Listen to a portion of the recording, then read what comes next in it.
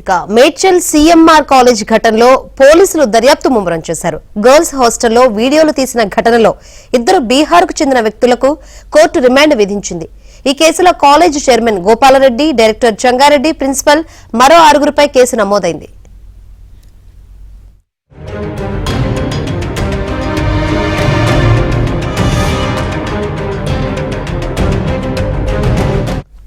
Right, CMR college ఘటనలో పోలీసులు దర్యాప్తు ముమ్మరం చేశారు. మరిన్ని వివరాలు అందించేందుకు మా ప్రతినిధి ప్రవీణ్ సిద్ధంగా ఉన్నారు. ప్రవీణ్, మేడ్చల్ సిఎంఆర్ కళాశాల గర్ల్స్ హాస్టల్లో జరిగినటువంటి సంఘటనలో ఇప్పటికే 2 ప్రధాన నిందితులుగా చేర్చడం జరిగింది. ఇందులో A1 గా నందకిషోర్ కుమార్, A2 గా గోవింద్ కుమార్, వీరిద్దరూ కూడా బీహార్ కు సంబంధించినటువంటి వ్యక్తులు.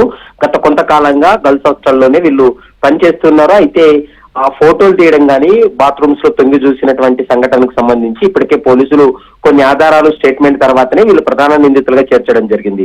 మరోవైపు ఈ కేసులో మొత్తం 7గురిని కేసులో కూడా చేర్చడం జరిగింది నిందితులుగా. ముఖ్యంగా కాలేజ్ చైర్మన్ చామకూరి గోపాల్ రెడ్డిని A7 గా కూడా చేర్చారు పోలీసులు. మరోవైపు A6 గా కాలేజీ డైరెక్టర్ మద్దిరెడ్డి జగన్ రెడ్డిని కూడా A6 గా చేర్చారు. A5 గా principal Anita Narayana, A4, A3 గా హాస్టల్ వార్డెన్ అయినటువంటి అల్లం ప్రీతిరెడ్డి, ధనలక్ష్మిని కూడా వారిపైన కేసులు నమోదు చేసినటువంటి పరిస్థితి కనపడుతుంది. అయితే ప్రస్తుతం ప్రధాన నిందితులు ఎవరైతే ఉన్నారో 2ని కూడా జ్యుడిషియల్ రిమాండ్ కూడా తరలించడం జరిగింది. న్యాయస్థానం ముందు హాజరుపరిచిన తర్వాత వాళ్ళకి 14 రోజుల పాటు జ్యుడిషియల్ రిమాండ్ విధించడంతో న్యాయస్థానం నుండి కొద్ది నిమిషాల క్రితమే వాళ్ళని రిమాండ్ కూడా తరలించారు.